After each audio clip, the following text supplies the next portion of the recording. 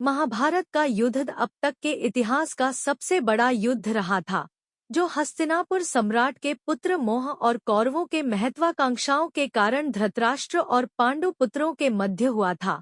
पांडव और कौरव रिश्ते में चचेरे भाई थे। महाभारत का युद्ध पूरे 18 दिनों तक चला था, जिसमें बड़े बड़े योद्धाओं ने भाग लिया था, जिन्होंने बड़े बड़े विध्वंसक अस्त्रों का प्रयोग किया था। दोस्तों, आप सभी का हमारे YouTube चैनल अयोध्या हिंदू राम राज्य में स्वागत है। आज हम आपको महाभारत के उस महान योद्धा और उसके दिव्य अस्त्रों के बारे में बताएंगे जो ज्ञान विज्ञान अस्त्र शस्त्रों से इतने पारंगत थे कि इनको सीधे तरीके से पराजित कर पाना लगभग नामुमकिन था। महाभारत के युद्ध में यही एकमात्र योद्धा था जो कुरु वंश का था। भीष्म पितामह महाभारत के सबसे महानतम पुरुष के साथ साथ शक्तिशाली योद्धा थे। भीष्म पितामह महाराजा शांतनु और माता गंगा के पुत्र थे। भीष्म को अपने पिता से इच्छा मृत्यु का वरदान प्राप्त था, जो भीष्म को और शक्तिशाली बनाता था। पितामह भीष्म के महापराक्रमी होने के पीछे उनकी माता का महत्वपूर्ण योगदान था। माता गंगा ने भीष्म को अलग अलग लोकों में लेकर गई, जिससे भीष्म को अलग अलग लोकों के स्वामियों से ज्ञान, कर्तव्य एवं अस्त्र शस्त्रों की शिक्षा प्राप्त हुई। धार्मिक कथाओं के अनुसार भीष्म पूर्व जन्म में एक वसु थे, जिन्हें महर्षि वशिष्ठ के श्राप के कारण पृथ्वी लोक में जन्म लेना पड़ता है। भीष्म के गुरु भगवान परशुराम थे, जिनसे इन्हें अधिकतर अस्त्र शस्त्रों का ज्ञान प्राप्त हुआ था। पितामह भीष्म के पास अस्त्र शस्त्रों का भंडार था, जिससे किसी भी शत्रु सेना को ये बहुत कम समय में ध्वस्त कर सकते थे। आओ बताते हैं इनके अस्त्र शस्त्रों के बारे में, जो इस प्रकार हैं। एक, इंद्रास्त्र। भीष्म पितामह को इंद्रदेव से इंद्रास्त्र प्राप्त हुआ था। इंद्रास्त्र के आह्वान करने पर आसमान से अनगिनत बाणों की वर्षा शत्रु सेना पर होती थी, जिससे एक साथ हजारों सैनिक मारे जाते थे। 2, आग्नेयास्त्र। आग्नेयास्त्र का आह्वान करने से धधकती अग्नि का विस्फोट होता था, जो शत्रु सेना को तितर बितर कर देती थी। योद्धा इसका प्रयोग आगे बढ़ने के लिए करते थे। 3, वायु अस्त्र। वायु अस्त्र आग्नेयास्त्र के जैसा ही मिलता जुलता अस्त्र था, लेकिन इसके आह्वान से तेज तूफान उत्पन्न होता था, जिससे सामने के सभी सैनिक तूफान में तितर बितर हो जाते थे। इसका प्रयोग भी योद्धा आगे बढ़ने के लिए करते थे। 4, वरुणास्त्र। वरुणास्त्र का प्रयोग आग्नेयास्त्र को काटने के लिए किया जाता था। वरुणास्त्र के आह्वान से आसमान से तेज बारिश बिन मौसम के होने लगती थी। 5, सूर्यास्त्र। यह अस्त्र महाप्रलयकारी माना जाता था, जिसका प्रयोग केवल विशेष परिस्थिति में ही करना उचित था।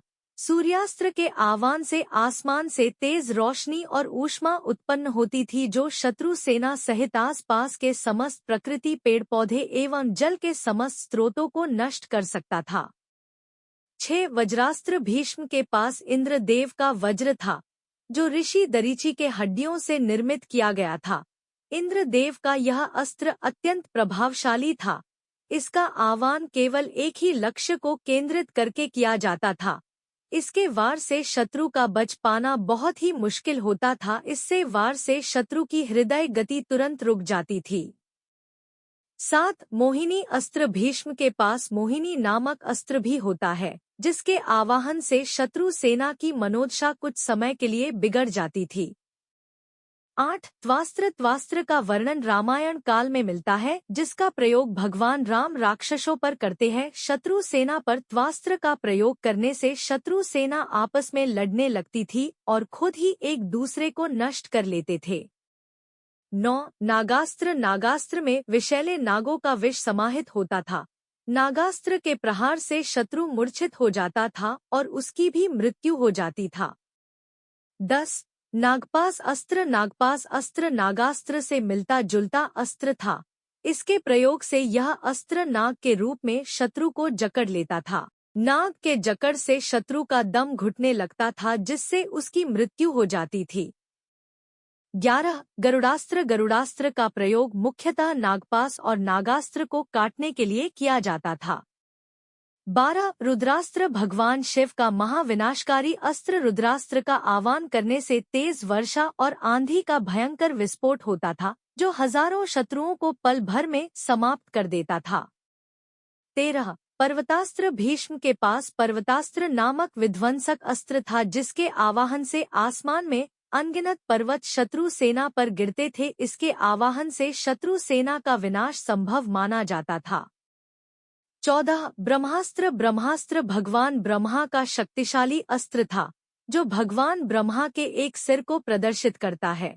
इस शस्त्र के प्रहार से शत्रु का बच पाना नामुमकिन माना जाता था।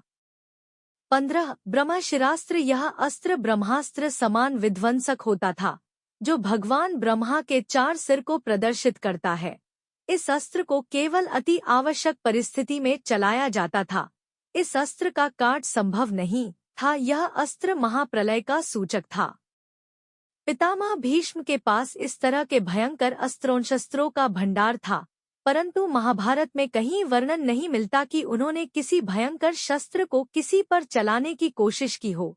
अगर भीष्म चाहते तो वे चंद दिनों में पांडवों की सेना को समाप्त कर सकते थे, लेकिन उन्होंने कभी ऐसा नहीं सोचा, क्योंकि उन्हें पता था कि धर्म जीत और स्वयं भगवान पांडवों के पक्ष में थे, और न ही वो चाहते थे कि अधर्म की जीत हो। इसीलिए उन्होंने अपने मृत्यु का रहस्य स्वयं ही पांडवों को बता दिया था। उसके बाद अर्जुन ने उनको बाणों से छेद दिया था और वह युद्ध के अंतिम दिनों तक सरस्या पर पड़े रहे थे और अपनी इच्छा अनुसार उन्होंने प्राण त्यागे थे। तो मित्रों, यह वीडियो आपको कैसी लगी हमें कमेंट में जरूर बताएं। अगर आपको यह वीडियो अच्छी लगी हो तो वीडियो को लाइक करें, शेयर करें। अगर आप हमारे चैनल पर नए हैं तो हमारे चैनल को सब्सक्राइब करें, क्योंकि ऐसी वीडियो हम लाते रहते हैं। फिर मिलेंगे एक नई वीडियो के साथ, तब तक के लिए धन्यवाद।